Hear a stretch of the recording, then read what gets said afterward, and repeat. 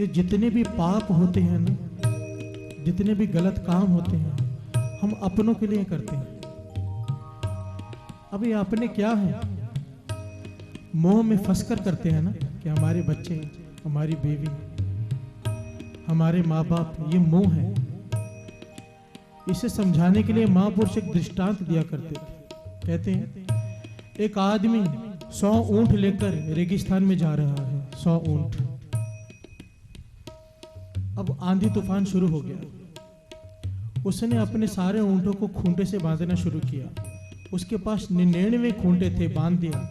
एक ऊंट को रस्सी पकड़कर खड़ा है तूफान में। सामने महापुरुष बैठे हैं, कोई नाम जपने वाले। उन्होंने देखा, कहने लगा, भाई इसे क्यों पकड़ कर खड़ा है? कहने लगा, मेरे पास ना एक खूंटा कम है, अगर छोड़ दिया तो ये भाग जाएगा, इसीलिए इसकी रस्सी पकड़ कर खड़ा हूं।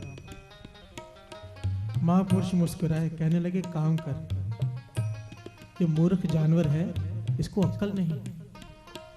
तू ऐसे एक्टिंग कर कि इसके गले में रस्सी बांध रहा है और खूंटा ठोक रहा है, ये बैठ जाएगा।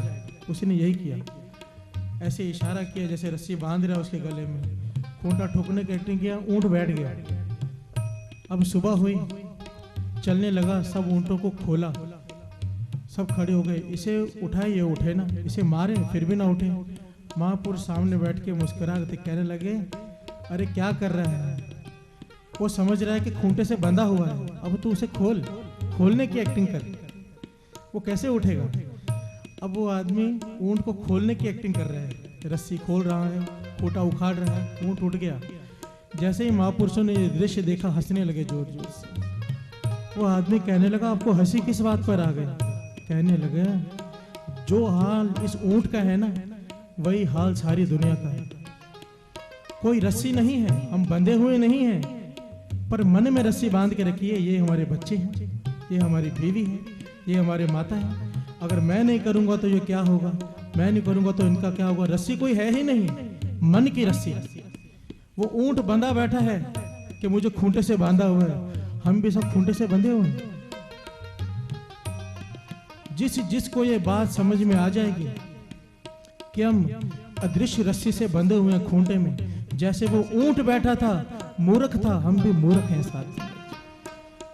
इस बात का ये मतलब नहीं है कि आपने घर भर छोड़ के चले जाना है। गुरु नानक पातशाह का ये रास्ता ही नहीं है। कहने का भाव ये था गुरु नानक पातशाह का कि दुनिया में रहते हुए निर्लेप रहो, मोह की रस्सी मत बांधो। काम सब करना है पर फर्ज समझकर, फर्ज। ये रस्सी अपने गले में मत बांधो कि आप नहीं करोगे तो क्या होगा। एक महापुरुष जो अपने बच्चे से बहुत प्यार करते थे, सुबह निकल जाते थे तप करने जंगल में, रात को वापस आते थे। आते सबसे पहले अपने बच्चों को ढूंढते थे, प्यार करते थे, मेरा बेटा कहाँ है, मेरा बेटा कहाँ है। बीवी कहती थी खाना खा लो, कहते थे नहीं, पहले मेरा बेटा आ जाए, उसके साथ बैठ के खाऊंगा। एक दिन जब वो गए तप में करने, दोपहर को उसके बेटे की मौत हो गई, मर गया। रात को महापुरुष आए, बीवी अब घबरा रही है, कहने लगी खाना खा लो। कहने लगा, मैंने आज तक अपने बेटे के बिना खाना खाया है, मैं कैसे खाना खा लूं? बीवी कहने लगी, आ जाएगा, आप पहले खाना खा लो। उसको डर था कि इसे बता दिया तो ये रोना पीटना शुरू कर देगा, खाना नहीं खाएगा। बीवी ने अपने आप को संभाला और कहने लगी खाना खा लो। महापुरुष कहने लगे, सच सच बता, हुआ क्या है? कहने लगी, वो मर गया है। कैसे ही महापुरुषों ने ये सुना, कहने लगे चल खाना लेके आ। फिर वो हैरान हुए, इतना प्यार आप करते थे उसे, जब तक उसे मिल ना लो आपको चैन नहीं आता था। खाना साथ में खाते थे, अब कहते हो खाना लेके आ, रोए भी नहीं। कहने लगे, जब तक वो जीवित था मेरा फर्ज था, मेरा फर्ज था उसे प्यार करना, मेरा फर्ज था उसके अपने साथ बिठाकर खाना खिलाना। पर जब निरंकार ने अब जो अपनी दी हुई चीज वापस ले ली है, उसकी मर्जी, तो मैं क्यों रहूं? गुरु नानक पातशाह हमारी अवस्था ये बनाना चाहते थे। ये अवस्था कैसे बनती है? नाम जपने से। ये बातें करने से नहीं बनती, ये साखियां सुनने से भी नहीं बनती। ये जो आप लोग अमृत वेले उठ रहे हो ना, अगर उठते रहोगे गुरु की ऐसी कृपा हो जाती है, ये बात समझाई नहीं जा सकती कि एक एक स्टेप करके आदमी आगे बढ़ता जाता है और मोह से छूटता जाता है। ये कृपा गुरु करता है। फिर ये शब्द नहीं पढ़ना पड़ेगा हमें। मेरी